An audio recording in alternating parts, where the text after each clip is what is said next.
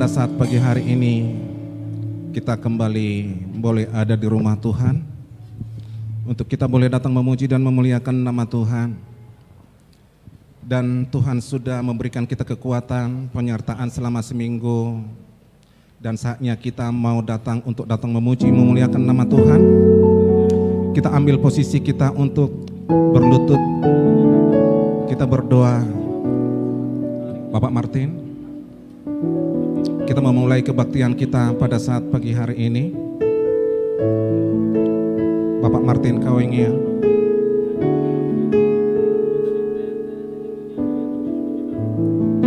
Haleluya Yesus.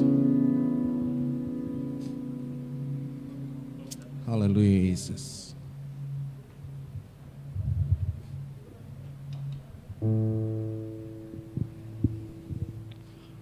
Haleluya, haleluya Yesus. Glory, haleluya, haleluya Tuhan Yesus.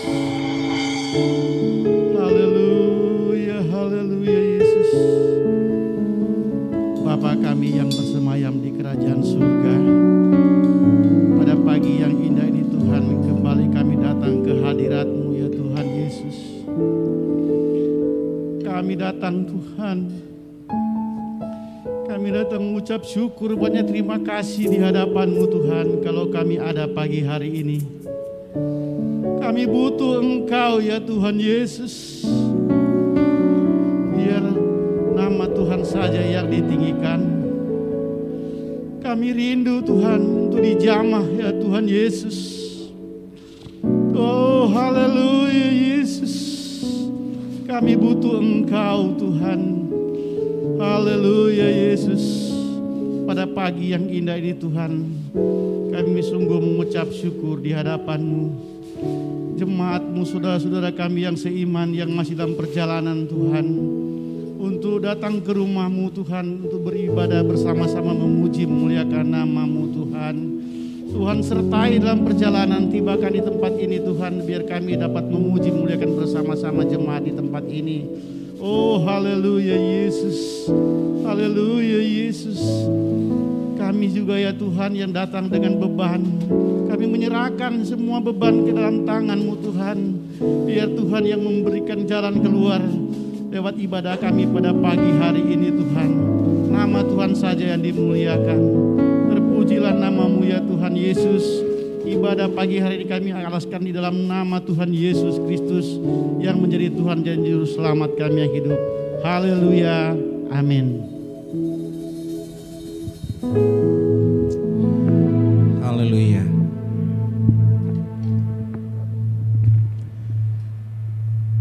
Kita memulai kebaktian kita. Sebelum kita mulai kebaktian, coba sapa kiri dan kanan. Katakan, Tuhan Yesus mencintaimu. Haleluya. Kita sama-sama bangkit berdiri. Haleluya Yesus.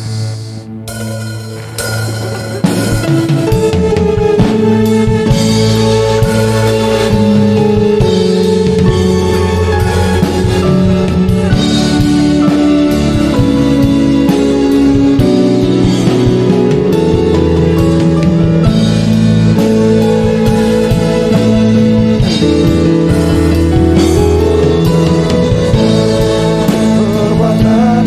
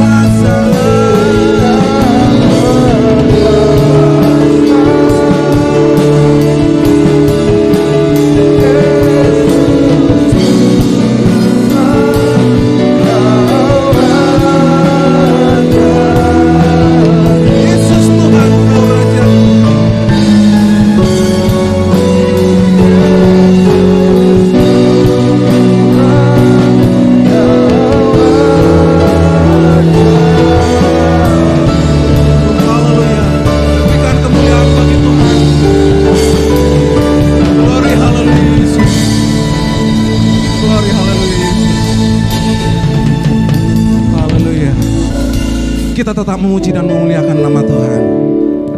Kita ucapkan segala puji syukur kepada Tuhan.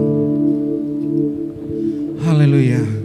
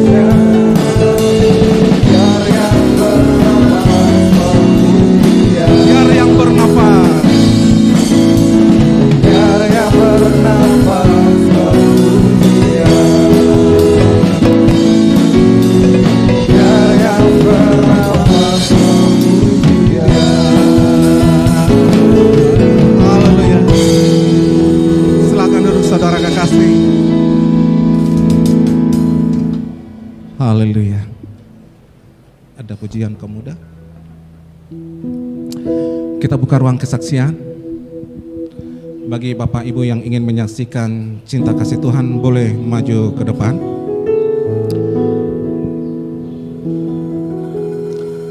Nanti bagi, silakan. Terima kasih.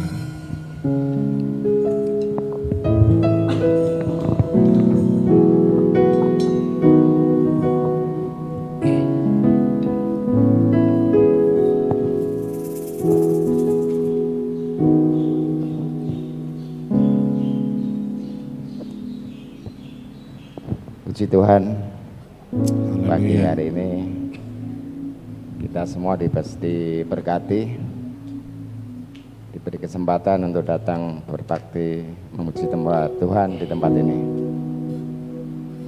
Masih deg-degan ya Bapak Ibu Saudara. Kenapa? Bentar lagi Bapak-bapak mau ditinggal istri ya, tapi bukan selamanya, untuk rekoleksi, refleksi dan hiburan itu ya. Itu suatu anugerah buat kita bahwa kita masih diberi waktu untuk mengucap syukur apa yang sudah Tuhan berikan buat kita semua. Tapi yang menjadi kesaksian saya bukan masalah nanti kita ditinggal sebentar istri, tapi masa yang katanya ya, itu kata dunia sulit karena apa? Covid. Itu semua orang bahwa Covid itu menjadi momok, baik kesehatan,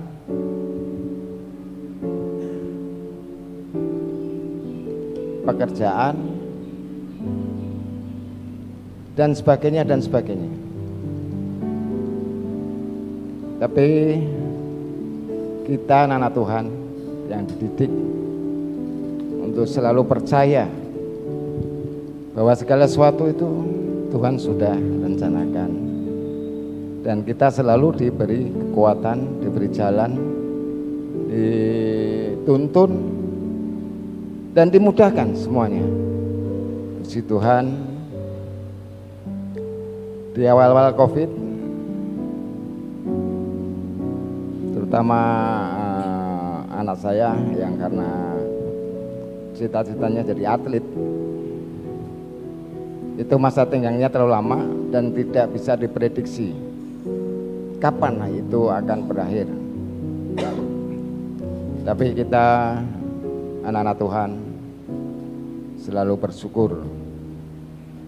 Yang susah buat kita, dunia itu semuanya dimudahkan buat kita yang percaya pada Tuhan. Terlebih Bapak Gembala selalu memberi kita kekuatan, kirim-kirim ayat, kirim-kirim kata-kata bangunan rohani ya, untuk yang menguatkan kita semuanya. Terima kasih Bapak Gembala. Di perjalanan waktu seperti telapak tangan ya. Kalau untuk atlet masa Covid itu seperti telapak tangan dibalik. Begitu juga ke anak saya. Kita tunggu tidak ada kepastian, akhirnya kita berseru pada Tuhan. Apapun yang terjadi itu baik buat kita. Tuhan memberi sesuatu yang baru untuk kehidupan kami dan anak-anak kami. Di situ dikasih pengertian bahwa atlet kita latihan itu tujuannya untuk apa? Untuk sehat dan sebagainya dan sebagainya. Dan di situ mata pemikiran kita dibukakan oleh Tuhan, diberi jalan, diberi pengertian bahwa kita bisa melakukan sesuatu tanpa yang menjadi tujuan pemikiran kita, bahwa kita pengen A, kalau Tuhan pengennya B ya harus B. Itu yang menjadi kekuatan kami untuk melangkah di masa tenggang itu. Puji Tuhan, mencoba untuk kuliah. Puji Tuhan diterima. Secara akal sehat saya juga nggak mungkin gitu ya, anak saya itu bisa ngikutin kuliah karena SMP, SMA tidak sekolah. Tapi Tuhan itu luar biasa. Tuhan bisa memberi sesuatu yang tidak pernah kita pikirkan, yang tidak pernah kita mampu, tapi Tuhan pasti mampukan. Puji Tuhan, dan sekarang sudah bisa ngikutin, bahkan menjadi ketua kelas di situ. Puji nama Tuhan. Itu sesuatu yang luar biasa, yang Tuhan sudah memberikan kami kekuatan, pengertian, tuntunan, bahkan kecukupan sampai saat ini. Terima kasih. Puji nama Tuhan. Kita selalu bersyukur bahwa Tuhan yang kita sembah pada saat ini, Tuhan yang maha tahu, Tuhan yang maha mengerti, Tuhan selalu memberi jalan yang terbaik buat kita. Puji nama Tuhan. Terima kasih. Haleluya. Terpujilah Tuhan. Memang satu hal yang menjadi kekuatan kita pada saat kondisi saat ini, kita butuh kebenaran firman Tuhan yang menjadi kekuatan bagi saudara dan saya.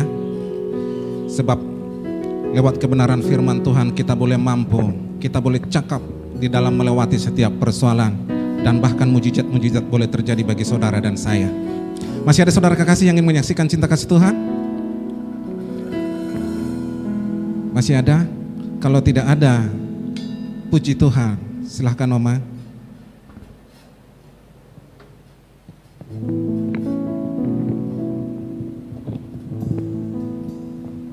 Selamat pagi, selamat berbakti di dalam nama Tuhan Yesus.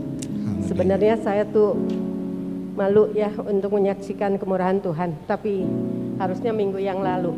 Tapi karena hati saya nggak tenang, karena semuanya karena kemurahan Tuhan.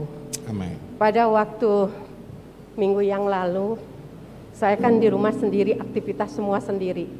Waktu itu saya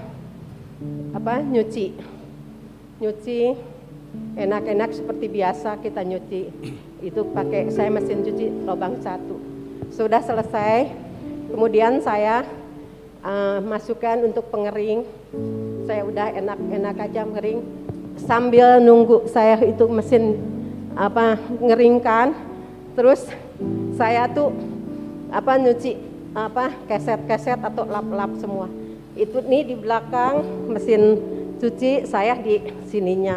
Kata saya bilang begini, kok hujan-hujan seperti ini, kok ada yang bakar sampah, sepertinya bau kebakar.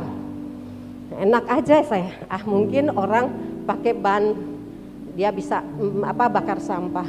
Tapi pada kenyataannya saya bangun, udah beres nyuci, kemudian saya mau ambil air, pas dilihat ke sini, nggak taunya mesin saya tuh penuh asap. Waduh Tuhan kasih hikmat. Saya cabut itu stop kontaknya, terus saya buka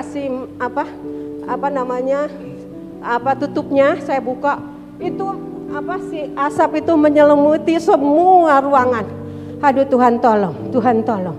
Biasanya kan kalau ada basah, ada asap pasti ada api. Tapi pada kenyataannya saya tunggu apinya mana. Oh tidak ada, Tuhan terima kasih. Terus saya tunggu dulu sampai selesai baru buka. Kemudian saya beres-beres semua. Terus saya angkat, udah beresin semua. Terus saya duduk. Terus saya cerita ke anak-anak. Si A, si B, si C. Semua bilang begini, Mah mesin cucinya kenapa? Kenapa? Nggak apa-apa kan? Nggak ada satupun, Mah sakit kenapa? Mama nggak apa-apa kan? Waduh semua mikirinnya barang, nggak mikirin mamahnya. Terus saya bilang, udah Tuhan terima kasih, udah beres semuanya, udah tuh. Akhirnya saya cerita, dia telepon anak-anak, Mama gimana? Iya ya kamu ya semua mikirinnya barang, kok nggak ada yang mikirin mama? Mama itu gimana? Sakit atau enggak? Lemah atau gimana? Kaget atau enggak? Enggak ada. Ma, kita orang tahu mama itu WhatsApp, berarti mama itu tenang. Enggak mungkin mama itu panik katanya gitu. Kita tahu mama itu sabar, tahan, bisa katanya mengatasinya. Tuhan terima kasih, berarti anak-anak itu tahu bahwa Tuhan itu masih menyertai saya. Terima kasih. Terus kemarin saya juga dikasih waktu kesempatan, saya jenguk Bapak Gembala saya yang lama di Bogor. Saya masih bisa jenguk, kemudian saya bisa komunikasi dengan Ibu Gembalanya, dengan anak-anaknya, semua keluarga, semuanya berkat Tuhan. Karena saya pikir gini, aduh saya mau pergi, tapi badan saya bisa enggak ya untuk pergi? Saya harus naik angkot ke sana ke sini. Sedangkan saya udah lama, lebih dari 10 tahun mama enggak naik angkot ke Bogor. Terus saya bilang, aduh Tuhan, pas sampai ke sana Tuhan terima kasih, dengan segala kemudahan semuanya berjalan dengan baik. Terima kasih Tuhan semuanya. Tuhan sudah bela saya, lindungi saya.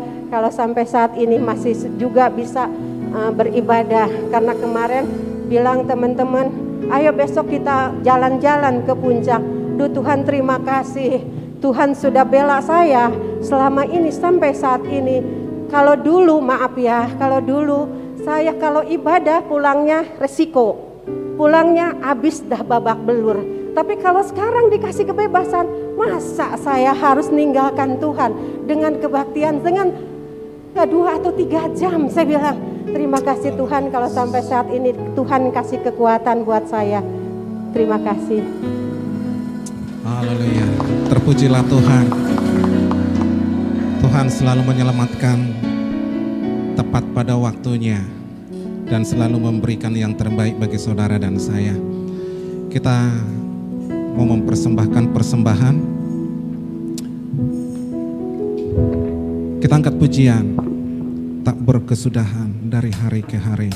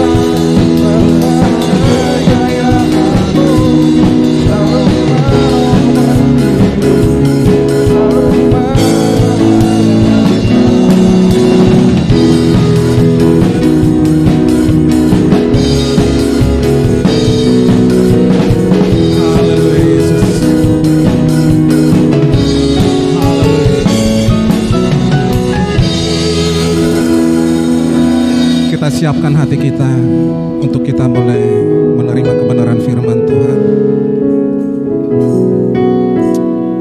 Glory haleluya Yesus.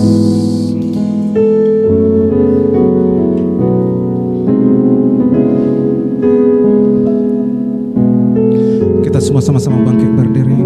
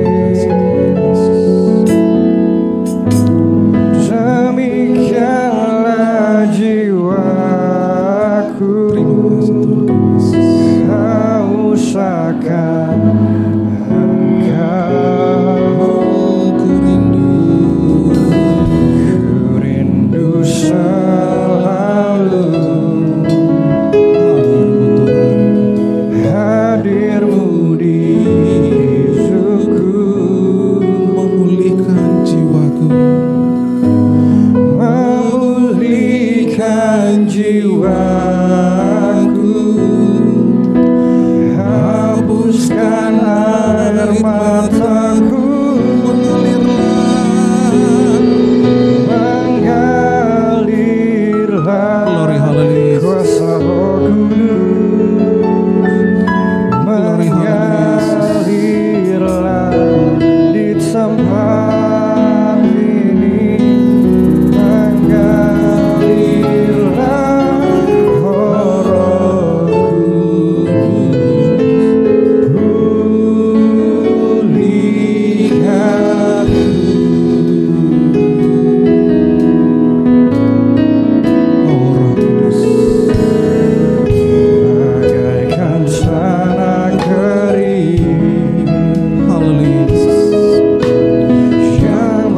rindukan air.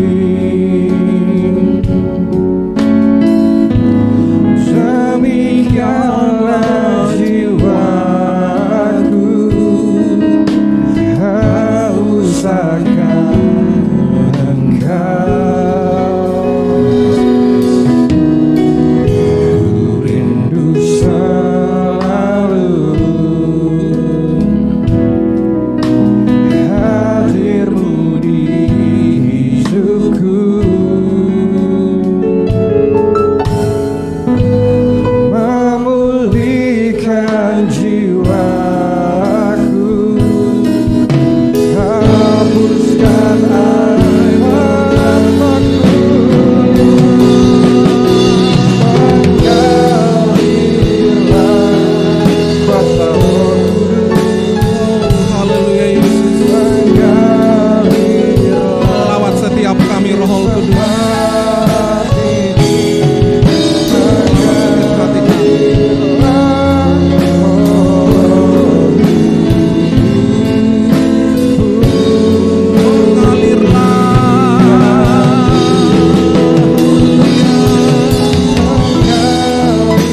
Haleluya Yesus.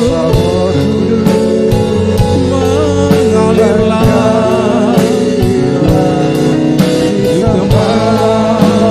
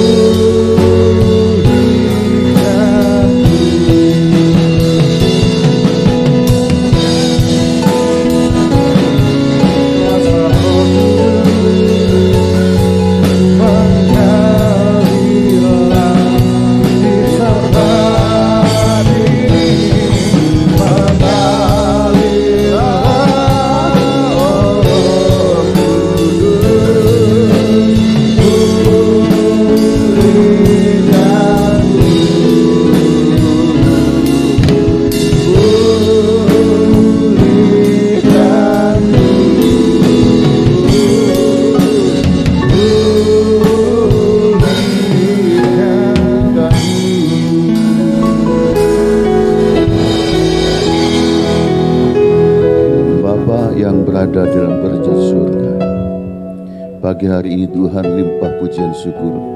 Terima kasih kami naikkan kepadamu. Kalau Engkau begitu sangat baik sudah menyertai memimpin kami. Engkau membimbing kami, Engkau melindungi kami semua, sehingga pagi ini kami boleh ada di bait-Mu Bapa. Kami sudah memuji, memuliakan akan nama-Mu. Kami sudah menyaksikan akan segala kebaikan dan kemurahan Tuhan yang tidak pernah habis-habisnya di dalam setiap kehidupan kami. Seumur hidup kami, kalau kami boleh ada sampai saat ini, semua karena anugerah dan belas kasihan-Mu. Bapa yang baik, saatnya kami akan menerima roti kehidupan, firman-Mu, pribadi-Mu sendiri Tuhan yang telah menjadi rema. Tuhan menjadi kalam. Tuhan, mari urapi firman-Mu, tanamkan itu dalam hati kami masing-masing, dan jadikan kami pelaku firman-Mu. Demikian pula Tuhan mengurapi akan hamba-Mu, mengampuni setiap salah dosa hamba-Mu, sembunyikan hamba-Mu di belakang salib-Mu Bapa. Sebab hanya lewat pengurapan dan pengampunan daripada-Mu, hamba-Mu boleh dilayakan, dan semua jemaat-Mu juga Tuhan Engkau pulihkan, Engkau layakan. Roh Kudus bekerja dan menjamah kami semua pagi hari ini. Kami menerima berkat anugerah Tuhan, firman-Mu ini di dalam nama Tuhan Yesus Kristus, Allah dan Juru Selamat kami yang hidup. Amin. Haleluya.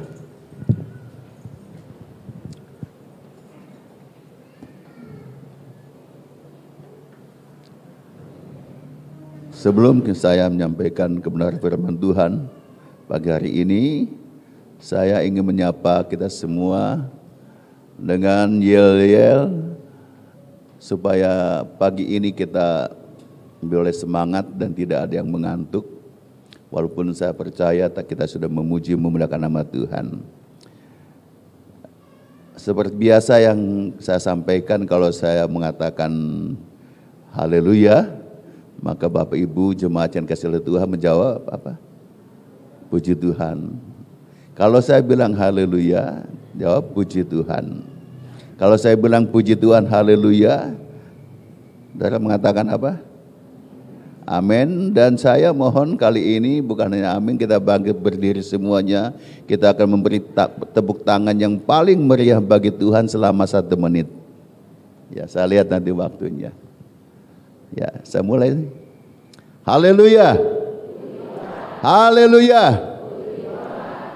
Yang di atas belum nyampe nih ke bawah sini. Haleluya. Haleluya. Haleluya. Puji Tuhan. Puji Tuhan. Belum. Tenang. Semangat betul. Luar biasa ya Tuhan. Sekali lagi. Haleluya. Haleluya. Puji Tuhan. Puji Tuhan. Puji Tuhan. Haleluya. Beri kemuliaan bagi Allah bagi yang mulia. 1 menit. Haleluya. Haleluya, katakan haleluya, puji Tuhan. Haleluya, haleluya, haleluya. Amin, haleluya. Puji Tuhan, terima kasih, silakan duduk. Wow, luar biasa saudaraku kalau kita senantiasa boleh memberikan kemuliaan bagi nama Tuhan seperti ini. Allah di surga, saudara tahu ketika anak-anak Tuhan memuji memuliakan nama Tuhan, maka Alkitab katakan maka ambang pintu surgawi itu tergoncang oleh kemuriahan, oleh tepuk tangan anak-anak Tuhan, oleh pujian umat-umat Tuhan. Itu tidak tergantung sedikit atau banyak, tetapi setiap anak-anak Tuhan, sekumpulan anak-anak Tuhan yang penuh dengan segenap hati memuji memuliakan nama Tuhan, mengagungkan nama Tuhan, maka ambang pintu surga itu digoncangkan. Saudara bisa lihat di dalam Yesaya pasal 6 ketika Nabi Yesaya dia melihat satu penglihatan bagaimana ya ketika anak-anak Tuhan memuji memuliakan nama Tuhan, maka pintu gerbang surga itu digoncangkan. Artinya saudaraku, bagaimana hebat dan dahsyatnya kuasa puji-pujian itu bagi setiap orang yang percaya. Haleluya, puji Tuhan. Pagi ini saya akan ajak kita membuka Alkitab kita semua, kita membuka hati kita supaya Tuhan menjamah dan melawat kita. Walaupun tadi disampaikan oleh Bapak Triyono, bapak-bapak akan ditinggalkan untuk sekilas saja, sejenak saja, tidak lama, tidak sampai 24 jam mungkin ya. Ya, kita doakan. Ya memang saya pikir juga baik sekali, bahkan sangat baik kalau ibu-ibu boleh menikmati juga, sebab mereka begitu sangat lelah selama 1 kali 24 jam menjaga merawat suami dan anak-anak. Sudah pantaslah kalau ibu-ibu juga boleh menikmati, dan saya berdoa, saya percaya perhimpunan mereka ya, perkumpulan ibu-ibu nanti di sana bukan untuk menggosip tetapi untuk saling menguatkan, meneguhkan satu sama lain. Itu pesan saya bagi ibu-ibu nanti, kaum ibu yang akan melaksanakan menikmati segala berkat Tuhan. Puji Tuhan. Berkaitan tentang ditinggalkan, maka saat-saat pagi ini juga ada kaitan firman Tuhan yang akan saya sampaikan. Kita akan buka di dalam Injil Yohanes pasal 20 ayat 19 sampai ayat 23. Injil Yohanes pasal 20 sampai ayat 19 sampai 23.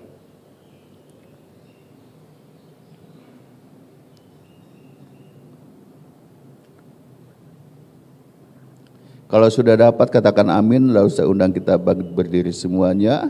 Saya akan bacakan sidang jemaat yang dikasih oleh Tuhan memperhatikan di Alkitabnya masing-masing.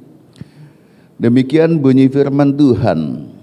Yesus menampakkan diri kepada murid-muridnya.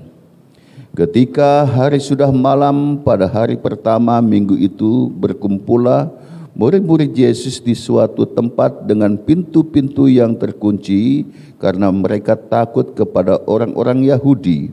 Pada waktu itu datanglah Yesus dan berdiri di tengah-tengah mereka dan berkata, damai sejahtera bagi kamu. Dan sesudah berkata demikian, ia menunjukkan tangannya dan lambungnya kepada mereka. Murid-murid itu bersukacita ketika mereka melihat Tuhan.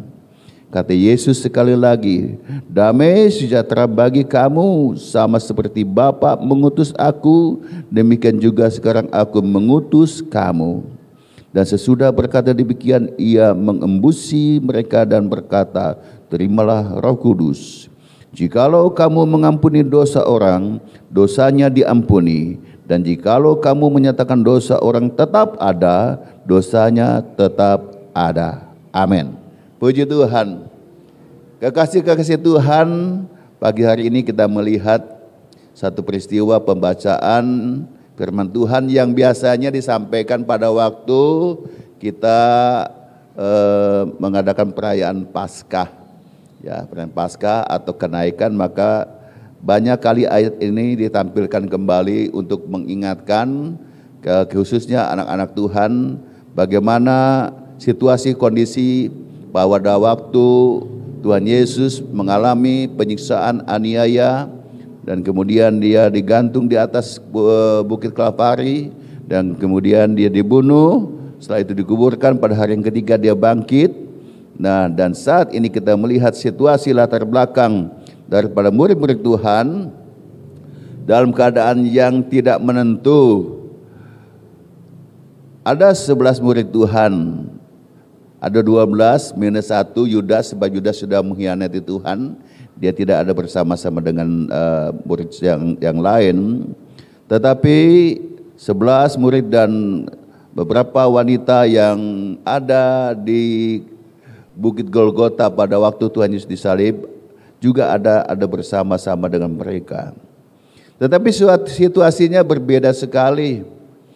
Situasinya mereka saat ini dikatakan dalam keadaan penuh dengan ketakutan.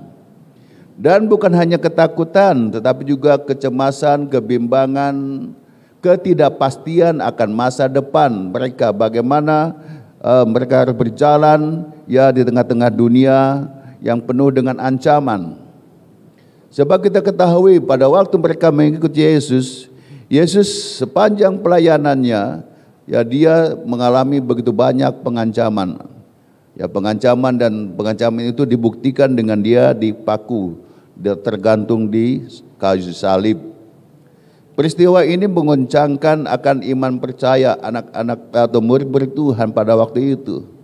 Bagaimana murid seorang guru, seorang yang mereka kagumi, yang mereka andalkan, ya mengalami satu peristiwa yang sangat mengenaskan, dan dalam pemandangan mereka seolah-olah Yesus tidak berdaya, sehingga harus mengalami penyiksaan yang luar biasa, dan begitu banyak murid-murid Tuhan yang meninggalkan dan menyangkal Yesus.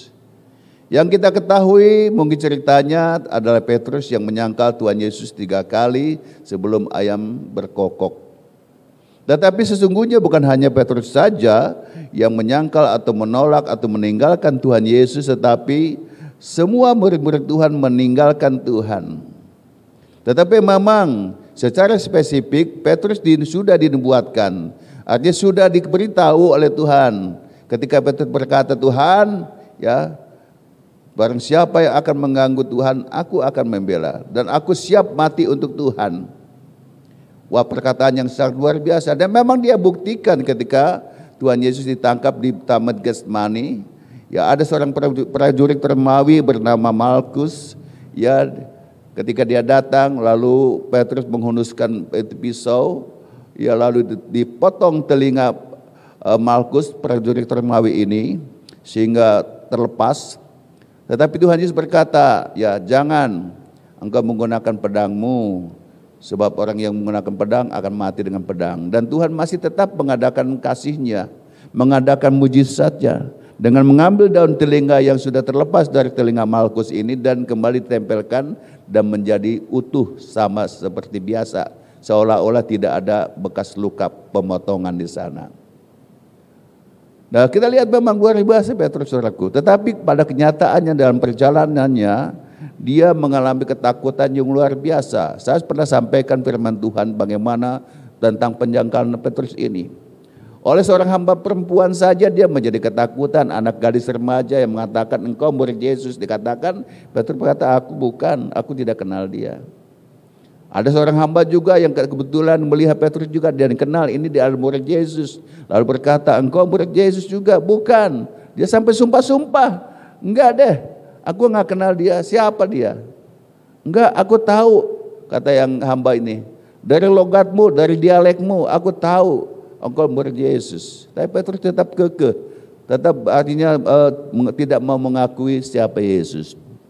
Nah, kecemasan dan ketakutan ini tentunya kita harus lihat kenapa sampai harus terjadi. Peristiwa ini terjadi tentunya jauh sebelum Petrus ada, ketika manusia pertama Adam dan Hawa pada waktu itu mereka hidup bergaul dengan Tuhan dalam keadaan damai, dalam keadaan bahagia, tenang. Ya, tidak ada capek, tidak ada sakit penyakit, tidak ada keluh kesah. Kenapa? Sebab ada Tuhan di dalamnya. Jadi kita boleh melihat pada saat pagi ini, ketika kita sebagai anak-anak Tuhan dipanggil oleh Tuhan, maka seharusnya hak yang diberikan oleh Tuhan itu tentang damai sejahtera itu harus ada di dalam kehidupan kita. Tetapi faktanya kebanyakan kita kan banyak kecewa, banyak mengalami ketakutan. Ya, saat-saat ini kita boleh melihat bagaimana bayi-bayi yang ada di Indonesia mengalami penyakit gagal ginjal. Yang kita tahu bahwa gagal ginjal biasanya terjadi kepada orang dewasa. Ya kan? Pada zaman saya sekolah juga saya punya teman sekolah waktu SMA itu, dia sudah mengalami gagal ginjal. Jadi hampir 2 minggu sekali dia harus cuci darah, saudaraku. Badannya habis, kurus kering. Sangat menyedihkan sekali ya teman saya ini. Nah, bayangkan saat ini bayi yang katakan yang belum tahu apa-apa, yang belum tahu tentang salah dan dosa, tetapi harus mengalami sakit yang luar biasa. Penyakit ginjal penyakit yang paling ditakuti, salah satu penyakit yang ditakuti oleh manusia dewasa. Dan bayangkan hal itu terjadi kepada anak-anak ya, bayi yang masih kecil. Berapa waktu lalu cucu kami mengalami sakit demam, ya tinggi sekali, sudah berobat tapi masih panas juga. Lalu kami datang bersama Ibu Rohani dan saya berdoa. Saya katakan Tuhan tolong cucu saya, Tuhan sembuhkan. Baru setelah itu supaya lebih ini lagi, ya kami bawa ke IGD di Sentra Medika. Ya, kurang lebih 1 jam lah. Kemudian setelah ditangani oleh tenaga medis dan panasnya mulai turun, saudaraku, dan dia mulai begitu semangat lagi. Memang cucu kami kebetulan luar biasa, yang memiliki fisik yang sangat kuat sekali. Dia tidak pernah mengeluh kalau sakit. Kalau sakit sekalipun, sakit panas pun dia diam. Ya, puji Tuhan dia sembuh, sehat. Senang hati saya tentunya sebagai opa, sebagai oma, ya sebagai orang tua juga anak-anak kami senang sekali dapat kembali pulih dan sembuh. Nah, bayangkan kalau penyakit itu, penyakit yang lain, yang katakan penyakit ginjal yang dialami, amit-amit jabang bayi ya. Haleluya, bahasa sini tahu apa jabang bayi.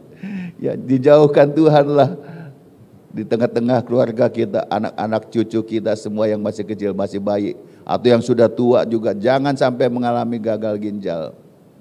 Sebab sangat menyakitkan sekali. Belum lagi biayanya sangat tinggi.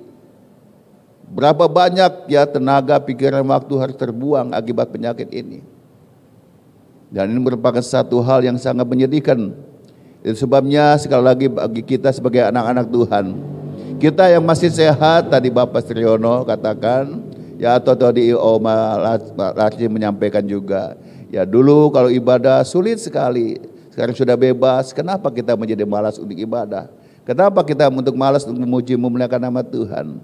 Kenapa kita menjadi malas untuk membaca firman Tuhan dan berdoa? Ini kesempatan kita.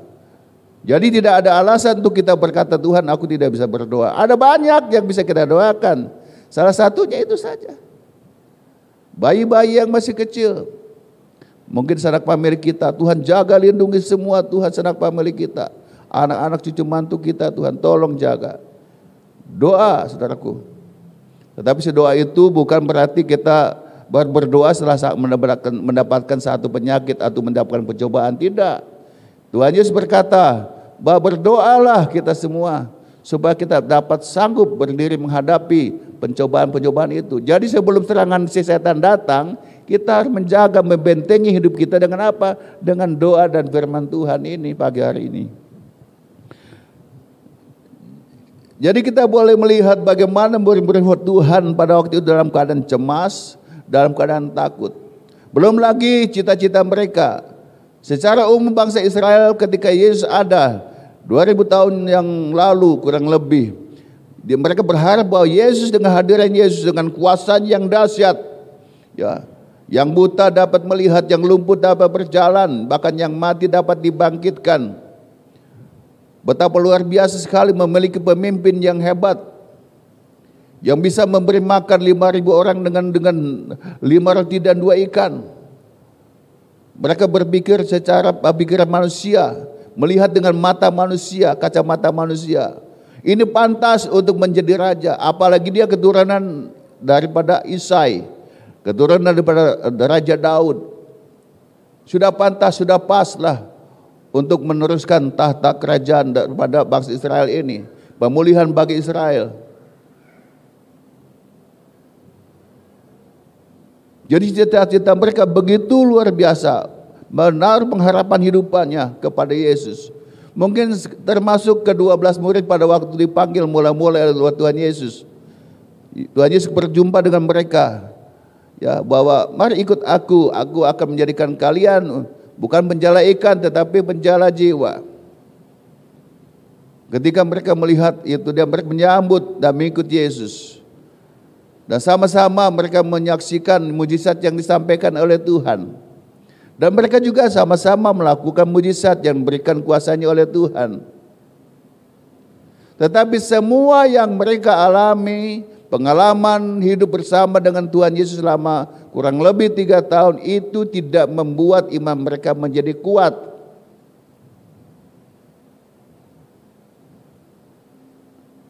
Bayangkan 3 tahun bukan waktu yang singkat, lama.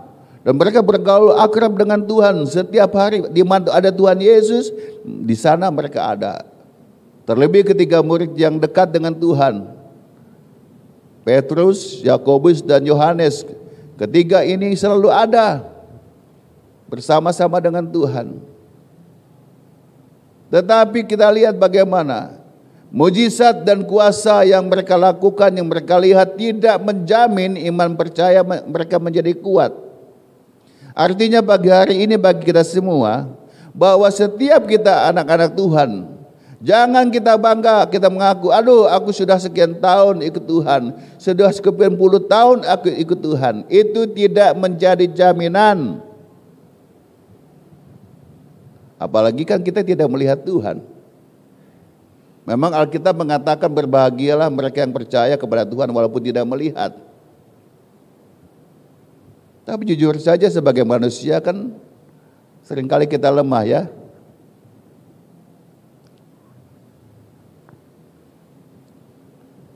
Nah, kalau murid-murid Tuhan saja dapat menjadi lemah iman percayanya, bagaimana dengan kita yang hanya kebaktian 1 minggu sekali? Membaca firman Tuhan aja kalau pas ada kesulitan baru baca firman Tuhan, berdoa pun demikian pula. Wong ini murid Tuhan Yesus saja, yang ada bersama dengan Tuhan saja dapat lemah kok.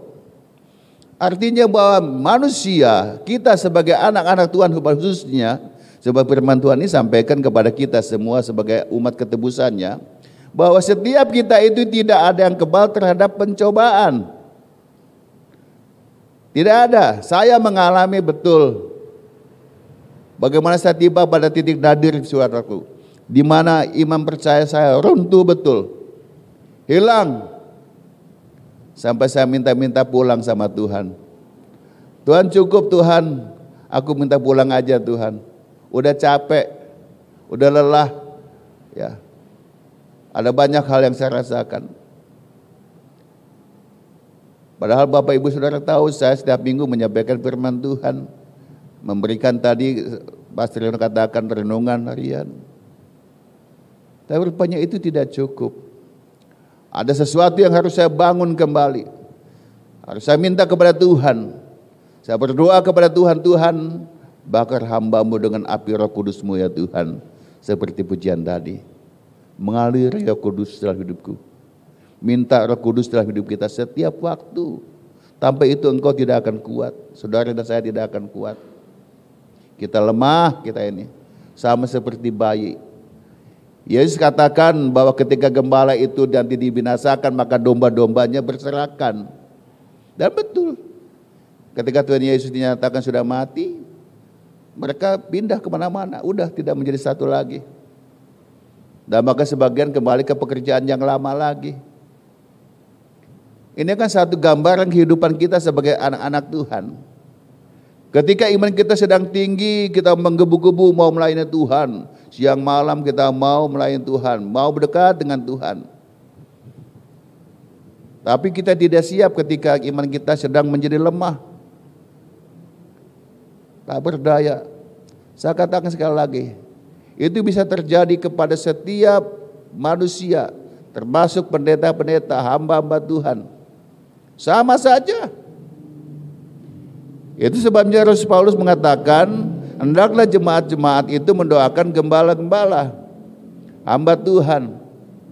Kenapa? Sebab hamba Tuhan itu yang paling diincar oleh kuasa kegelapan. Sama seperti Tuhan Yesus. Diincar oleh si iblis. Awal-awal pelayanan saja sudah dicobai oleh si iblis. Tetapi puji Tuhan, Tuhan adalah Allah yang mau kuasa. Iblis tidak dapat mengalahkan kuasa Tuhan. Dan kalau Tuhan sudah mengalahkan semuanya itu, maka saya yakin dan percaya pagi hari ini juga kita dapat mengalahkan. Kenapa? Sebab kita tahu kelemahan Dia. Kita punya senjata. Senjata apa? Firman Tuhan. Alkitab katakan firman Tuhan itu seperti pedang bermata dua. Firman itu seperti godam atau palu. Firman Tuhan itu seperti api, membakar setiap kehidupan kita semua, menjaga dan melindungi kita. Jadi ketakutan yang dialami oleh murid-murid Tuhan itu demikian sangat luar biasa sekali, sangat mencekam. Mereka tidak ada lagi pengharapan siapa yang dapat membela. Kalau masih ada Tuhan Yesus, kalau mereka sakit gampang, Tuhan doain deh. Doanya, kalau doa juga Tuhan Yesus nggak panjang-panjang kayak kita. Doa kalau panjang, kalau pas lagi ada masalah doanya panjang banget. Juga mohon maaf saya ingatkan kembali bagi Bapak Ibu, saudara yang diminta untuk memimpin doa pembukaan, doanya jangan panjang-panjang. Doakan saja untuk ibadah pagi ini. Doakan hamba Tuhan yang akan menyampaikan firman Tuhan, juga pelayan-pelayan, juga umat-umat Tuhan yang mungkin masih di dalam perjalanan supaya Tuhan pimpin. Amin. Simple, ya. Sebab tujuan kita adalah tentunya lebih banyak untuk memuji memuliakan nama Tuhan. Demikian pula yang bersaksi, sampaikan kepada intinya saja, paling lama 5 menit lah. Kalau mau bersaksi, bersaksi. Kalau mau saksiannya lah pujian, nyanyi aja. Jangan double, nanti bersaksi nanti puji nyanyi juga. Nanti waktunya habis. Ya, kasihan jemaat yang lain mau memuji memuliakan nama Tuhan, mau menyenangkan hati Tuhan. Bukan kesaksian itu tidak penting. Sebab banyak kali saya juga dapat dibangun kembali, diingatkan kembali oleh kesaksian-kesaksian jemaat di tempat ini. Seperti pagi hari ini kesaksian Bapak Striono, kebaktian Om Malarci menguatkan saya. Apalagi ketika saya menyampaikan firman Tuhan, kaitannya ada loh. Jadi itulah pekerjaan Roh Kudus itu seperti itu. Sama. Baik saya hendak menyampaikan firman Tuhan, dibuka dulu oleh kesaksian jemaat di tempat ini. Pujian juga nyambung sama. Itu pekerjaan Roh Kudus. Kalau bukan pekerjaan Roh Kudus beda. Khotbahnya kemana, pujiannya kemana. Enggak satu judul. Tetapi kalau Roh Kudus satu judul, satu visi, satu misi. Itu sebabnya tadi di awal saya katakan, ayo kita memuji memuliakan nama Tuhan. Kasih tepuk tangan yang paling meriah bagi Tuhan. Kenapa? Sebab saya mulai menikmati kebaikan kemurahan Tuhan. Dan saya harapkan setiap minggu kita adakan seperti itu. Beri tepuk tangan bagi Tuhan, enggak usah diminta-minta. Ya ada amin. Enggak ada Pak Amin belum datang. Nanti satu waktu Pak Amin datang ke sini lagi. Enggak usah ditagih-tagih. Beri kemuliaan bagi nama Tuhan. Gak usah. Kalau saudara bersuka cita dan menikmati berkat Tuhan, merasa damai sejahtera, tepuk tangan aja.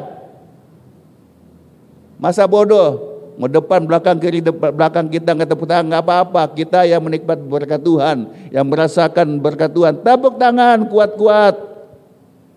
Kamu lompat-lompat nggak apa-apa, asal jangan dibuat-buat tentunya ya. Itu ungkapan hati kita, nggak masalah kok suka. Saudara mau nyanyi, mau langsung joget-joget ke depan silahkan, tapi bukan untuk mendapat pujian manusia, tidak. Raja Daud aja kalau nyanyi kok sampai menari dia, tidak pusing dengan jabatan segala macam.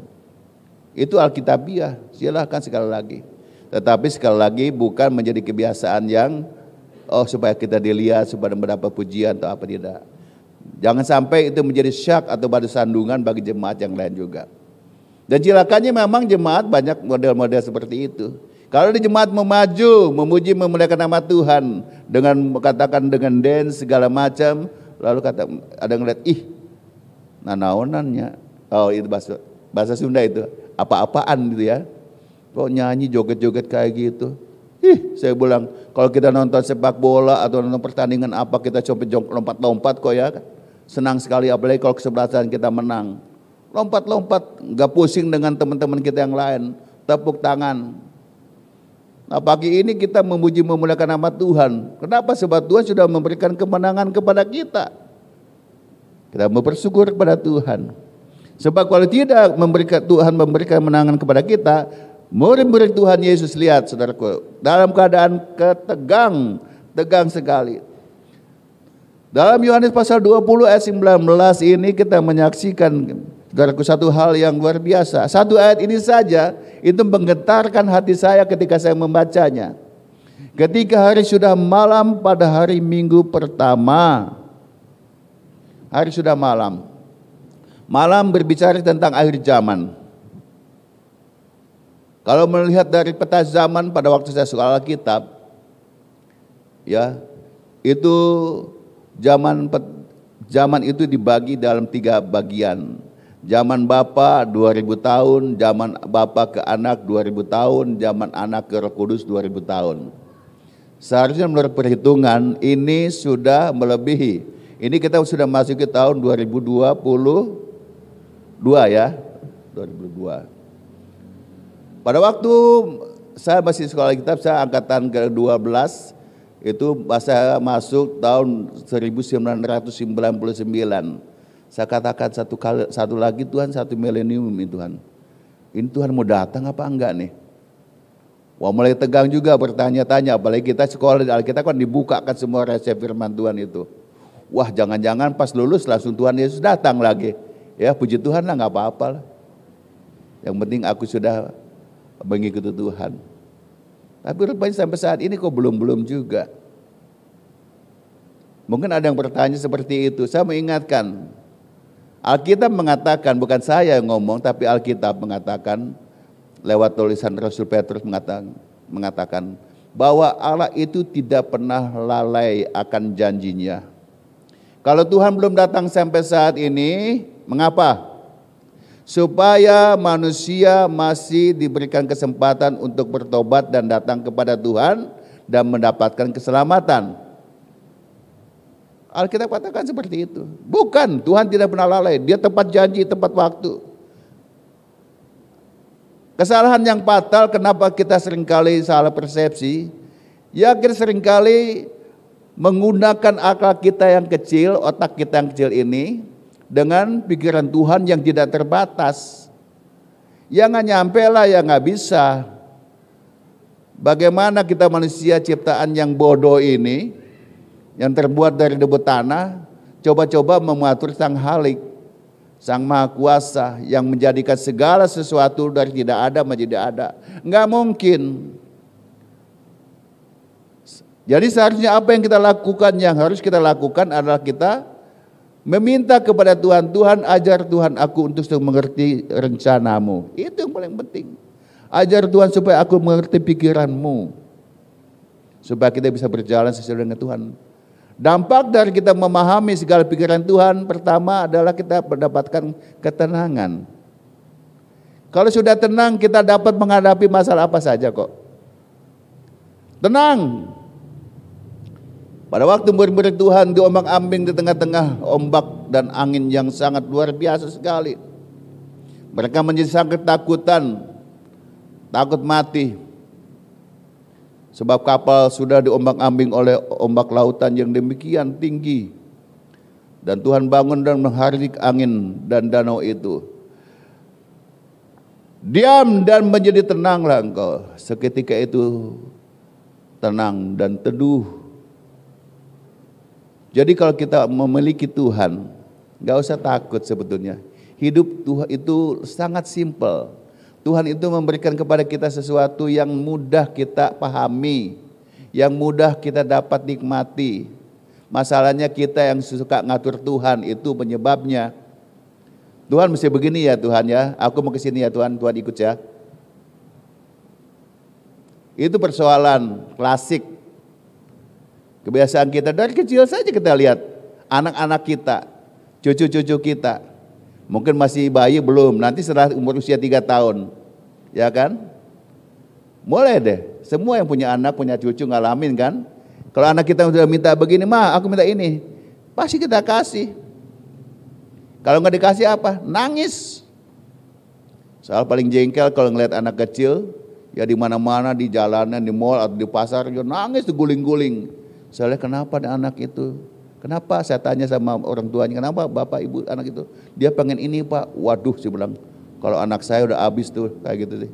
Gak ada ampun, pulang langsung tak gantung udah. Ya, haleluya, enggak lah. Saya nggak suka. Saya ajar anak-anak saya nggak boleh seperti itu. Puji Tuhan, anak-anak saya dan cucu juga tidak seperti itu. Ya tahu betul. Bahkan cucu saya ketika saya ajak jalan-jalan, saya bilang kamu mau ini, mau ambil, dia lihat-lihat dulu ya, sambil dia lihat harganya.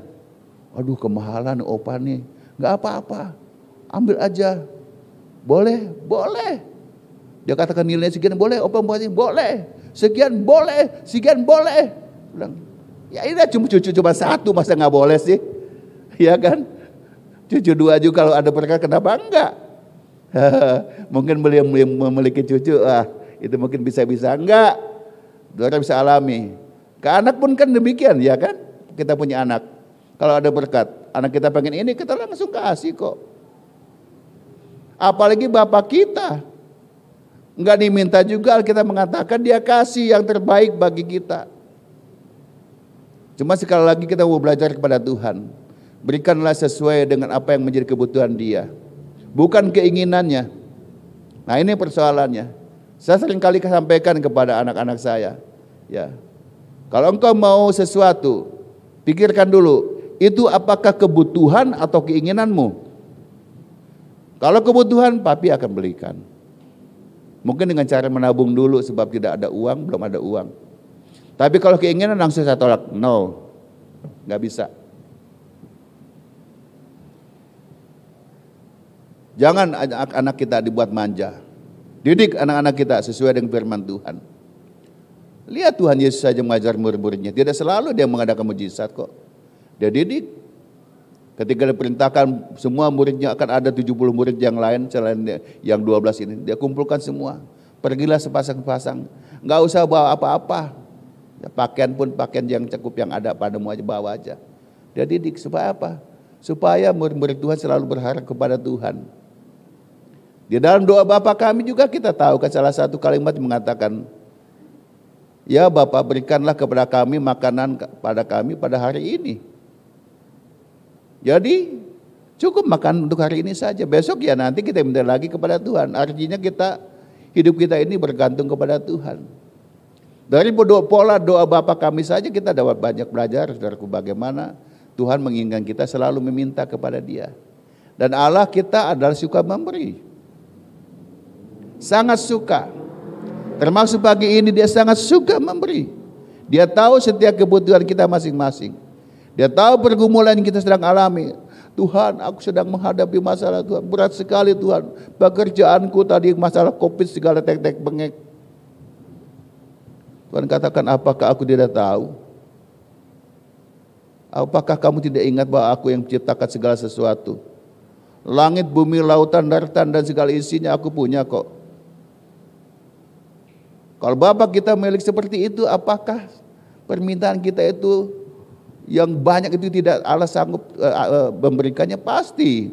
Cuma sekali lagi ya persoalannya tentang kebutuhan atau keinginan, itu saja. Kalau kebutuhan kita tanpa diminta pun, kalau kita sesuai hidup benar di hadapan Tuhan, Tuhan kasih itu. Tapi hanya untuk keinginan, untuk memuaskan hawa nafsu kita, ya mungkin tidak dikasih oleh Tuhan. Sebab dapat mencelakakan kita. Sama seperti anak-anak kita yang masih kecil. Seperti anak tadi yang masih jalan-jalan, minta dibelikan, "Ma, beliin golok ma," atau beliin pisau gitu. Nggak boleh. Bahaya, kamu bisa kepotong tangan kamu. Jadi bukan berarti Tuhan tidak kasih seperti itu. Nah, kembali kepada firman Tuhan, kita lihat di sini, daripada hari Minggu pertama itu mereka berkumpul, murid-murid itu berkumpul. Jadi perhimpunan kebaktian minggu seperti kita pagi hari ini sudah terjadi jauh sebelum ada zaman gereja. Mereka suka berkumpul bersama-sama di minggu pertama. Setiap hari Minggu ada di sana. Ngapain? Ya untuk memuji memuliakan nama Tuhan, menyenangkan hati Tuhan. Dan pada waktu malam perpisahan, Tuhan Yesus yang memimpin perjamuan kudus. Dia membagikan bagian roti ya kepada murid-muridnya, dibagikan untuk menikmati. Dan Tuhan Yesus berkata, "Inilah roti yang melambangkan dagingku yang terpecah-pecah bagi kamu." Dan bagikan juga itu anggur yang dalam cawan atau gelas kecil. Ya. Diberikan, "Inilah darahku, ya. Minumlah sebagai peringatan akan aku." Artinya setiap kita makan minum sakramen perjamuan kudus adalah mengingat tentang korban Kristus bagi kita semua. Jadi kalau kita renungkan, jujur saja saudaraku, kalau kita nanti pulang ke rumah nih, atau saat ini saudara sedang mendengarkan firman Tuhan, perhatikan, kalau nyawanya saja diberikan kepada kita untuk menebus salah dosa kita, yang seharusnya kita tidak layak untuk diselamatkan, tapi Tuhan Yesus mau mengasihi kita dan mau menebus kita. Apa sih susahnya untuk memberkati kita? Apa sih susahnya untuk menjaga kita? Wong nyawanya saja dikasih ya. Bu Yesia dikasih ya. Cinta Tuhan luar biasa. Sampai pagi ini kita dikasih kekuatan, kesehatan. Wow. Mungkin ada yang berkata lah, agama lain juga sama ngajarin kayak gitu, ya silakan lah. Tapi ada perbedaan yang menjauh, yang sangat mendasar sekali.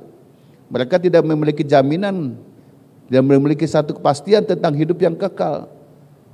Sebab hidup yang kekal itu hanya terdapat di dalam Yesus. Boleh saja mereka melakukan kebaikan, tetapi kebaikan itu saudaraku tidak dapat menyelamatkan setiap manusia, nyawa manusia. Hanya korban Kristus saja yang dapat menyelamatkan umat manusia. Jadi tiap minggu mereka berkumpul di sana, tetapi ada satu hal, perkumpulan mereka itu di tengah-tengah keadaan ketakutan. Puji Tuhan pagi ini, ya sampai saat ini saya sangat berterima kasih. Di dalam doa saya sangat naikkan kepada Tuhan, terima kasih Tuhan. Di tengah-tengah keadaan dunia yang kacau, penuh dengan tindak kejahatan, penuh dengan ketidakpastian, Engkau masih memberikan rumah-Mu bagi umat-Mu, bagi kami semua untuk boleh berkumpul, beribadah di tempat ini. Seringkali saya sampaikan di tempat ini tidak sedikit hamba-hamba Tuhan mereka melihat dan bertanya kepada saya, "Pak Gembala, ini kebaktian sini nggak ada yang ini ya, nggak ada yang protes apa?" Enggak, saya bilang selama ini puji Tuhan. Ya, kenapa sama mereka lihat? Ya, seringkali kalau saya lagi lihat ya jemaat ya tempat ini sedang latihan musik, itu musiknya sampai ke depan. Mungkin tempat-tempat lain sih udah tutup kita ini. Tapi saya percaya berkat kebaikan dan kemurahan Tuhan, penyertaan Tuhan. Itu sebabnya mari kita pergunakan tempat ini. Saya berdoa Tuhan, saya pengen seperti ini gedung gereja besok ya. Saya bikin plafon dan mungkin pasang AC segala macam. Saya tunggu. Sampai tiba satu waktu Tuhan ingatkan saya. Ya tentunya Tuhan nggak ngomong secara langsung, tapi dalam perenungan saya ingat katakan, oh iya ini kan masih masa pandemi COVID ya kan, kita belum bebas betul. Seandainya kalau gedung ini tutup semua, berarti tidak ada sirkulasi, ya kan? Ya saudara tetap harus pakai masker juga, wajib itu. Tetapi dalam keadaan gedung terbuka seperti ini, saudara masih boleh buka. Ya kenapa? Sebab udaranya keluar masuk. Oh, saya katakan hebat betul Tuhan itu ya. Jadi kadang-kadang saya melihat seperti itu. Di situ saya mulai minta ampun dan saya mengucap syukur kepada Tuhan. Buat apapun yang Tuhan buat baik bagi kita semua. Haleluya. Pintu-pintu terkunci karena takut kepada orang Yahudi. Dan mereka dalam keadaan diancam. Mungkin saat ini kita sedang menghadapi ketakutan. Saya tidak tahu bentuk ketakutan apa yang sedang dialami oleh Bapak Ibu, saudara yang dikasihi oleh Tuhan. Tetapi percayalah, ketika Tuhan Yesus datang pada saat pagi hari ini, sama seperti pada 2000 tahun yang lalu, murid-murid Tuhan mengalami ketakutan dan Yesus datang. Dia tembus, padahal kita lihat dikatakan bahwa pintu-pintu terkunci. Tidak ada untuk kesempatan sosok manusia untuk masuk, tidak ada. Dan saya percaya pintu-pintu zaman dulu itu pintunya tuh sangat kuat dan palang pintunya juga sangat hebat sekali. Zaman-zaman dulu, mungkin Bu Acing masih ingat kali ya rumah yang ini. Saya punya teman juga di sini ada. Lucu juga sih memang. Dindingnya terbuat dari bilik begitu. Tetapi pintunya saudara tahu, pintunya tinggi dan terbuat dari kayu yang sangat keras sekali. Mungkin pemikiran mereka supaya nggak bisa didobrak. Palang pintunya, waduh, udah deh nggak usah ngomong deh itu. Itu kalau pakai pentung kepala manusia pecah itu. Kuat panjang sekali. Nggak mungkin bisa dijebol. Kecuali kalau pakai bulldozer kalau bisa ya. Kalau pakai manusia sulit sekali. Tapi lucunya itu sekali lagi pintunya kuat, tetapi dindingnya dari bilik. Tetapi ya itulah memang masa-masanya pada waktu itu. Dan memang jarang sekali terjadi tindak kejahatan yang luar biasa pada zaman-zaman itu. Beda saat ini, sudah dibentengi dengan benteng yang kuat, di tembok dengan kuat, pasang CCTV, tetap saja masih terjadi tindak kejahatan luar biasa. Nah kita lihat di sini bagaimana ketika murid-murid Tuhan berkumpul, ya pintu-pintu terkunci, tetapi Yesus datang. Yesus datang dan berkata kepada murid-murid Tuhan, damai sejahtera bagi kamu. Haleluya. Haleluya, luar biasa. Tuhan tahu keadaan domba-dombanya. Dia tahu keadaan milik kepunyaannya dalam keadaan ketakutan, ketidakpastian, kecemasan. Makanya dia datang secara pribadi. Dia sudah mengalahkan maut. Dia sudah menggunakan tubuh kemuliaan yang tidak dapat dibatasi dengan apapun juga. Tembok yang tebal dapat ditembus. Dia masuk. Tentunya apa yang terjadi kalau kita mengalami peristiwa seperti itu ketika di rumah kita yang terbuat dari tembok yang kuat dan pintu-pintu berlapis-lapis, tiba-tiba Tuhan Yesus datang. Kata damai sejahtera ini dalam bahasa Ibrani katakan shalom. Shalom alaihim. Tetapi kalimat ini sudah menjadi kebiasaan. Shalom, saudaraku, shalom. Tapi nggak ada kuasanya. Beda dengan Tuhan Yesus. Ketika dia mengatakan shalom, maka semuanya kaget dan terkejut. Dia ingat suara gembalanya. Dia hafal betul sebab dia domba-domba. Mereka domba-domba. Artinya damai sejahtera bagi kamu. Dan hal yang sama Tuhan katakan shalom bagi kita semua. Kita akan katakan Tuhan terima kasih Tuhan. Engkau ada tengah-tengah perhimpunan kami pada siang hari ini. Apa yang terjadi ketika Tuhan Yesus mengatakan shalom? Ketika dia mengatakan damai sejahtera bagi kamu. Ayat 20 mengatakan dan sesudah berkata demikian ia menunjukkan tangannya dan lambungnya kepada mereka. Murid-murid itu bersukacita ketika mereka melihat Tuhan. Ketika Tuhan berkata shalom atau damai sejahtera bagi kamu semua, Mereka terpesona, kagum, kaget dan segala macam perasaan campur aduk jadi satu. Yang ada kalau bahasa anak mudanya cengok. Ya, agape ya. Cengok ya, bengong tuh ya. Bengong gitu. Kaget. Bingung. Ini siapa kok kayak Tuhan Yesus tapi kok bisa masuk? Kan Yesus mati. Mayatnya aja nggak ketahuan di mana. Ini mereka bingung murid-murid Tuhan kan? Ketika mendapat laporan bahwa kuburan Yesus batunya sudah terguling dan mayat Yesus tidak ada, itu menjadi kebingungan. Kebingungan tambah ketakutan dan kecemasan. Ada apa? Jangan-jangan ada yang ngambil ini mayat Tuhan Yesus ini. Jadi ketika Yesus datang dengan kuasanya, dengan kemuliaannya dan berkata shalom, mereka kaget. Pastilah kaget. Apalagi mereka kenal dekat secara pribadi dengan Yesus. Itu sebabnya Yesus berkata, Alkitab menuliskan di sini, maka dia menunjukkan tangannya. Bekas paku, ditusuk oleh paku. Kedua belah tangannya. Ini loh tanganku untuk menguatkan, meneguhkan iman percaya murid-muridnya pada waktu itu. Belum percaya juga. Tuhan singkapin jubahnya sedikit, dia kasih lihat. Saya juga punya lubang di lambung saya. Tapi bukan lubang Yesus. Bukan lubang untuk keselamatan, bekas operasi, bolong. Ada sebelum kayak gini. Dalam. Dulunya bekas selang 30 cm dimasukkan ke badan saya. Ini bukan lubang yang Tuhan Yesus jauh. Ini lubang penyakit ini sih. Tapi Tuhan sudah sembuhkan.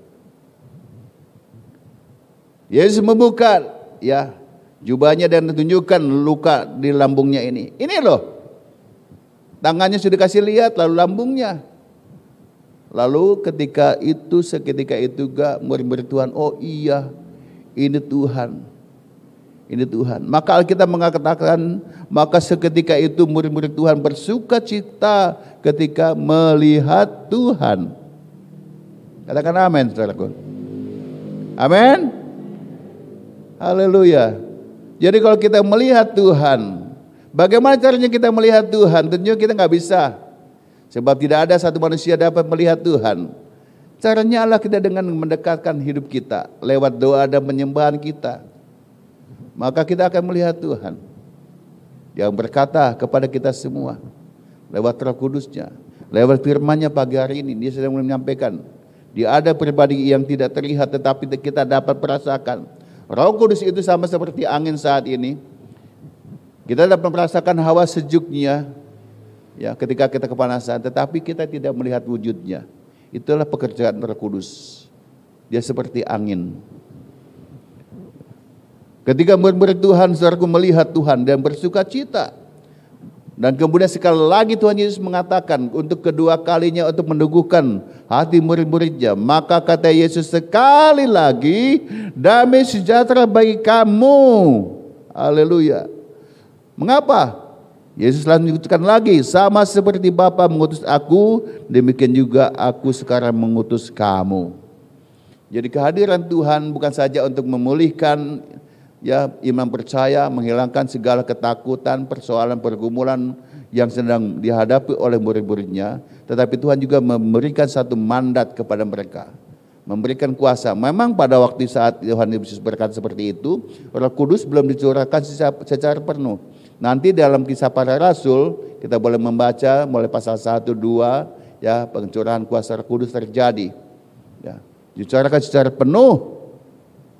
Sebab Tuhan Yesus tugasnya sudah selesai sebagai penebus dan dia balik kepada Bapaknya, duduk di sebelah kanan Allah Bapa, tetapi bukan untuk jadi pengangguran, dia tetap bekerja, dia berdoa bagi setiap umat ketebusannya. Bahkan bagi setiap umat manusia supaya dapat diselamatkan. Jadi pagi ini sukacita yang luar biasa Tuhan berikan bagi kita semua. Kita harus mengalami shalom daripada Tuhan. Jangan sampai banyak bergereja saat ini termasuk Pantai Kosta juga sudah menjadi kebiasaan. Shalom, shalom tapi tidak ada shalom. Nabi Yeremia sampai mengutuk bahkan menyumpai, Tuhan menyumpai nabi-nabi palsu. Mereka berkata damai, damai, shalom, shalom, padahal tidak ada shalom. padahal tidak ada damai. Ini kan luar biasa tantangan gereja akhir zaman saat ini, luar biasa khususnya bagi hamba-hamba Tuhan. Kasus-kasus yang kita lihat di media sosial jangan sampai membuat iman kita lemah. Sebab pendeta-pendeta sudah tidak menjadi contoh. Saya berdoa. Setiap saya melihat kisah seperti itu, kejadian seperti itu, Tuhan tolong Tuhan. Saya doakan hamba Tuhan itu, saya juga minta kekuatan daripada Tuhan. Supaya jangan sampai sama seperti itu. Saudara pun harus seperti itu. Makanya saya katakan seringkali jangan sampai, boleh lihat khotbah yang lain, tapi hati-hati saat ini. Iblis begitu sangat licik sekali. Ya, seringkali kita melihat ada yang khotbahnya bagus, senang, apalagi penuh dengan candaan, penuh dengan goyonan, ya. Senang kita nonton, betah ya, lihat khotbah seperti itu. Tapi tidak menemplak dosa, tidak memperbaiki hidup kita. Khotbah seperti itu khotbah yang kacau. Perhatikan Tuhan Yesus ketika di berkhotbah. Selain dia memberikan penghiburan pada waktu khotbah di bukit, Matius pasal 5 sampai pasal 7. Itu khotbah yang paling terkenal yang disampaikan oleh Tuhan Yesus. Dia bukan saja memberikan jalan keluar penghiburan, tapi juga menemplak dosa. Tanpa tenda yang aling-aling. Dia katakan para imam ahli Taurat, ya, imam-imam besar katakan ular beludak kok. Kuburan yang berjalan. Jadi Tuhan tidak pandang bulu. Itu yang membuat kadang-kadang Tuhan tolong saya Tuhan. Jangan sampai saya menyampaikan firman Tuhan, saya sendiri tolak. Puji Tuhan, Tuhan tolong kita semua pagi ini. Ya, kiranya shalom atau berkat damai sejahtera dari Tuhan itu buat senantiasa menjadi milik kita. Sebagaimana firman Tuhan katakan dalam 2 Tesalonika 1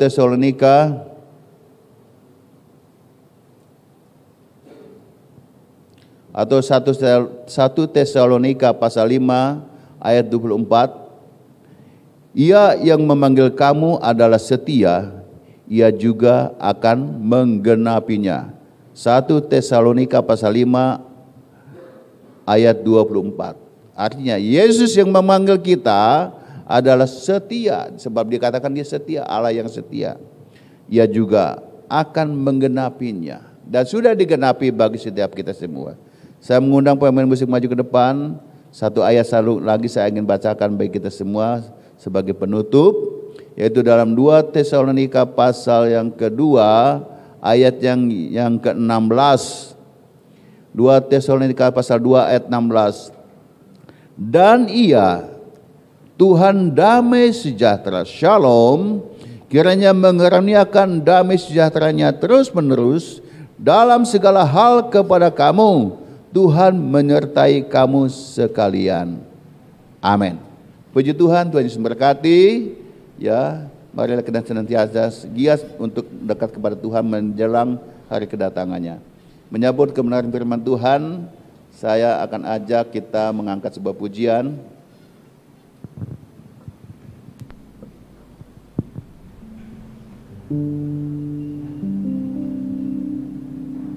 Ku nyanyi haleluya.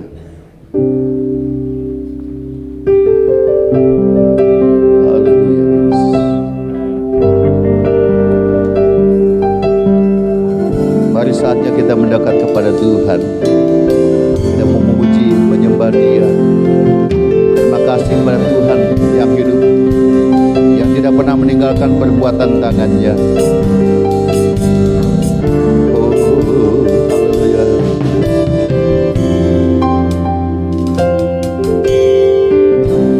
Bapakku datang menyembahmu di sini.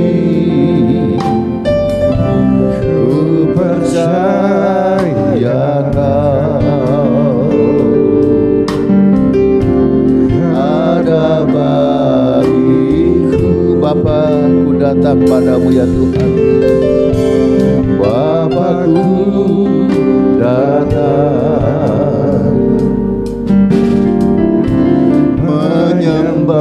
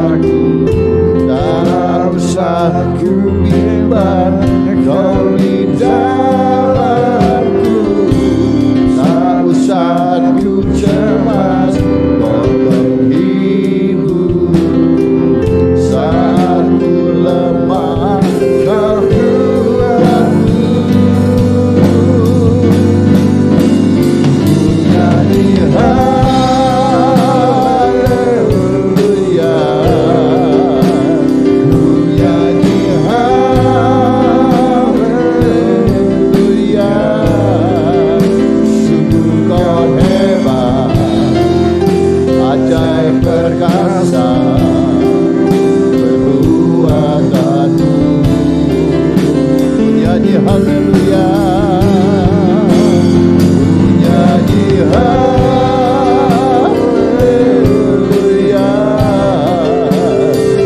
nyanyi haleluya. Sungguh kau hebat, ajaib perkasa perbuatanmu.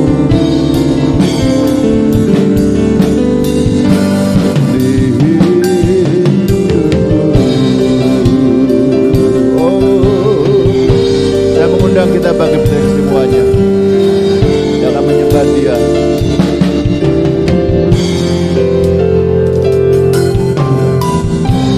Bapakku datang menyembahmu di sini.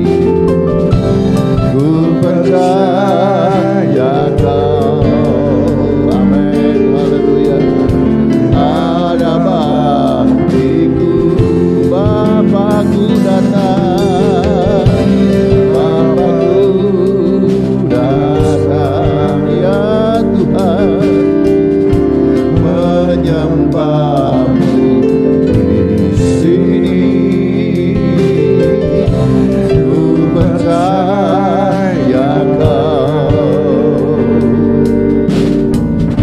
ada bagiku.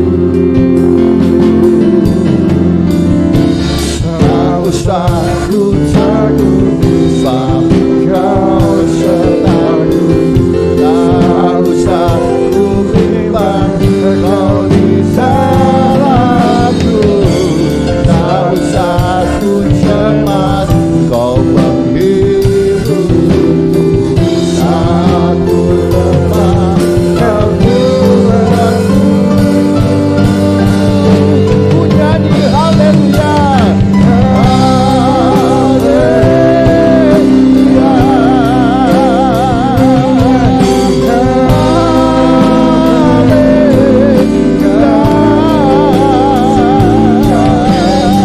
sungguh Kau hebat, ajaib perkasa perbuatanmu Tuhan. Oh, ku nyanyi haleluya, ku nyanyi haleluya,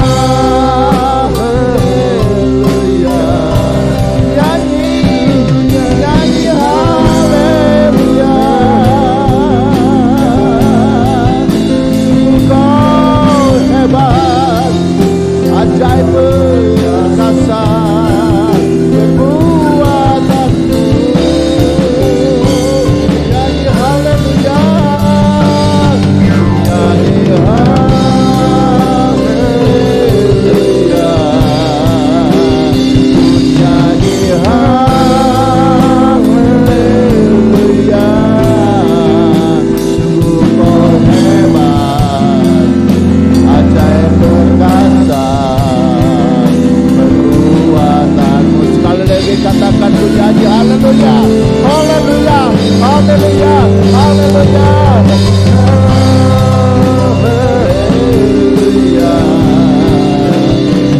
Nyanyi haleluya,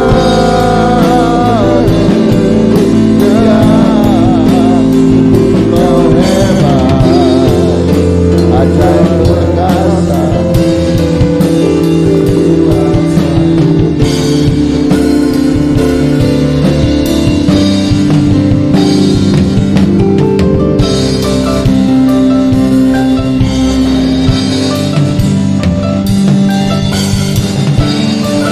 Haleluya Yesus. Glory haleluya Yesus. Glory haleluya Yesus. Glory haleluya Yesus. Glory haleluya Yesus. Kami bangga punya Engkau Yesus.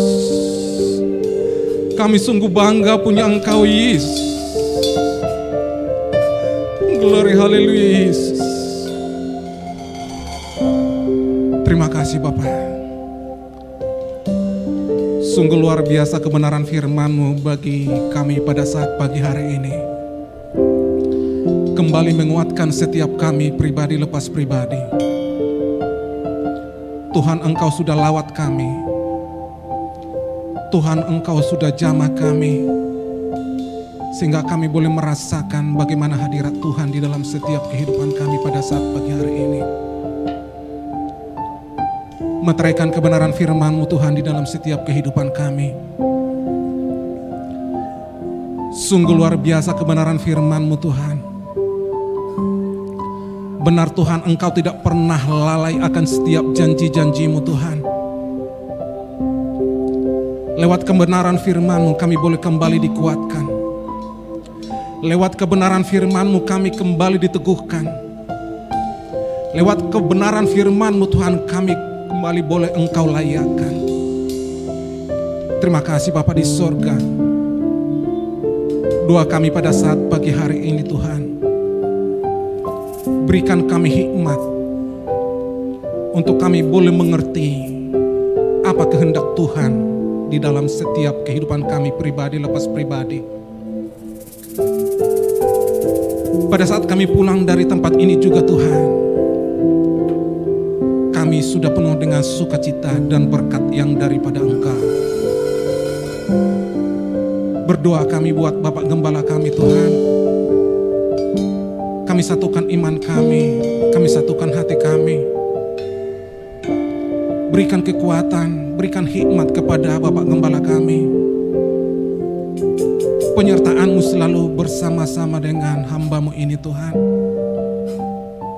Banyak persoalan, banyak tantangan yang dihadapi, tetapi dengan penyertaan-Mu, pemeliharaan-Mu, hamba-Mu ini Tuhan boleh mampu menyelesaikan setiap persoalan, tantangan bersama-sama dengan Tuhan. Terima kasih Bapa di sorga. Tuhan semakin pakai hamba-Mu ini Tuhan menjadi berkat dan membawa jiwa boleh lebih banyak lagi kepada Tuhan. Berdoa kami buat Ibu Rohani yang senantiasa juga setia menyertai Bapak Gembala kami, melayani Tuhan, melayani setiap jiwa-jiwa yang ada di tempat ini Tuhan. Berikan kekuatan, berikan kesehatan, hikmat yang daripada Tuhan, kasih yang daripada Tuhan. Sehingga lewat pelayanan mereka juga Tuhan, kami boleh melihat bagaimana Tuhan bekerja, bagaimana Tuhan memelihara. Itu menjadi kesaksian bagi setiap kami, sehingga kami boleh melihat semuanya itu demi hormat dan kemuliaan nama Tuhan. Menyerahkan keluarga Bapak Gembala kami ke dalam tangan Tuhan. Anak cucu, menantu mereka, bahkan setiap kebutuhan mereka Tuhan, Engkau yang mencukupkan. Setiap kami yang hadir pada saat pagi hari ini Tuhan, Engkau tahu segala keberadaan kami. Setelah kami sudah menerima roti kehidupan ini Tuhan, Engkau sudah menjawab setiap pergumulan kami, sehingga kami Tuhan, tidak kami pulang seperti kami datang, tetapi kami sudah membawa sukacita dan berkat-berkat yang melimpah daripada Tuhan. Roh Kudus-Mu yang senantiasa berdiam di dalam setiap kehidupan kami, sehingga dimanapun kami beraktivitas, dimanapun kami berada, tetap kami mengandalkan Tuhan dan bersandar kepadamu Tuhan. Terima kasih Bapa di sorga. Sebentar juga Tuhan kami akan mempersembahkan persembahan. Layakkan setiap hati kami, ajar kami untuk kami boleh mempersembahkan yang terbaik bagi pelayanan di tempat ini. Hanya di dalam nama Tuhan Yesus Kristus kami sudah berdoa dan mengucap syukur. Haleluya, amin.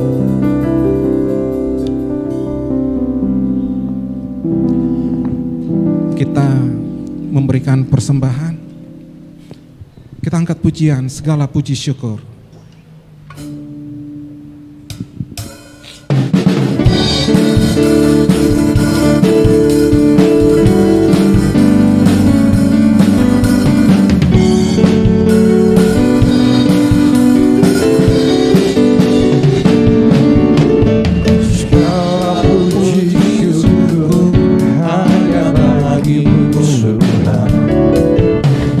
Sebab Kau yang layak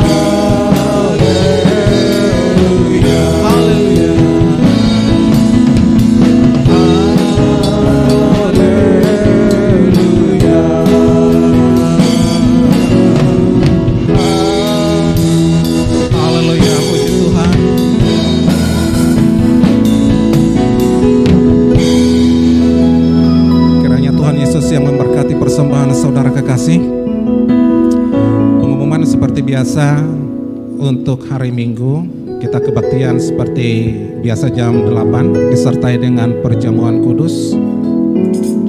Yang kedua pada hari Jumat untuk latihan doa umum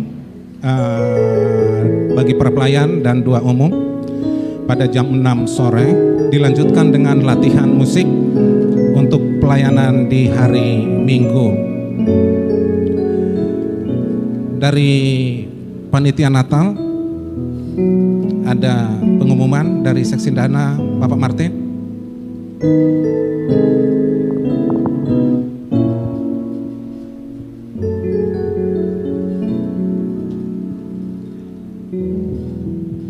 Puji Tuhan,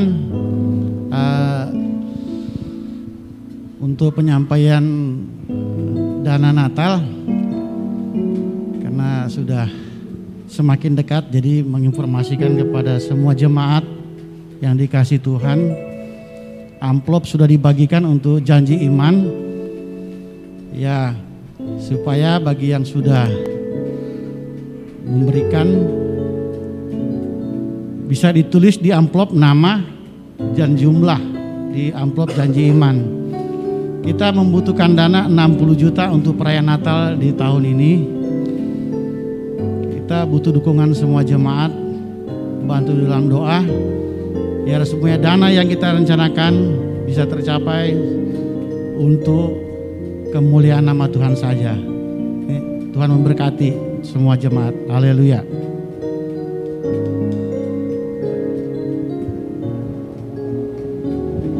Puji Tuhan, seperti yang sudah diumumkan dari seksi dana Natal, mungkin nanti minggu depan bisa diupdate sudah sejauh mana status, sehingga juga kita bisa boleh bersama-sama untuk kita merayakan Natal dengan penuh sukacita. Mungkin dari Bu Acing ada? Nggak ada? Mungkin ada yang untuk kaum ibu? Nggak ada? Puji Tuhan, kita mau tamatkan ibadah kita pada saat pagi hari ini. Kita semua sama bangkit berdiri. Glory haleluya Yesus.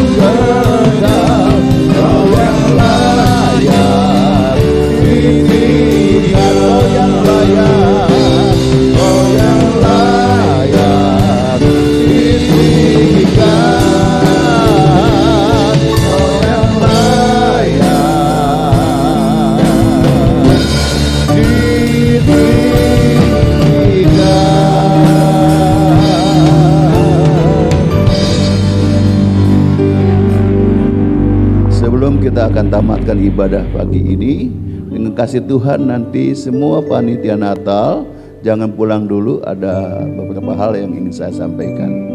Mari kita akan masuk dalam doa.